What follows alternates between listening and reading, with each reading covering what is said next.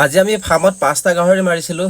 ভাবিছিলোঁ গোটেই 5টাৰে ভিডিঅ' কৰিম, কেনেকৈ ফালোঁ আমি গাহৰি ইয়াত দেখাম বুলি, কিন্তু গোটেইকেইটা দেখাব নহ'ল, এটাকে দেখালোঁ। তাৰপৰা আমি দোকান পালোঁহি। দোকানত পিচ নমাই মেলি কাটি কুটি ধুনীয়াকৈ টেবুলত লগালোঁ। কালিতো 4টা আনিছিলোঁ, গোটেই 4টা শেষ হৈ গ'ল। সেইকাৰণে আজি 5টা লৈ আহিছোঁ। কি হয় জানো, দেখা যাব।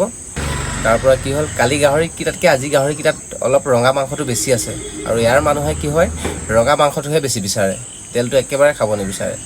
আপোনালোকে কেনেকুৱা মাংস খাই ভাল পায় কমেণ্ট কৰি জনাবচোন। তেলটো ভাল পায়নে ৰঙা মাংসটো ভাল পায়? মইতো ৰঙা মাংসটো অকল ভাল নাপাওঁ, তেলটো হ'লেহে খাই ভাল পাওঁ। গতিকে আপোনালোকে জনাব। এইবোৰ দেখিছে নহয়, ইয়াত তেলৰ নামত একেবাৰে চাল চিটাহে লাগি আছে। বাকীবোৰ চব ৰঙা মাংসই ৰঙা মাংস। হাতৰ পিছত ৰঙা মাংস, তোমাৰ পেটৰ পিছত ৰঙা মাংস, চব ৰঙা মাংসই।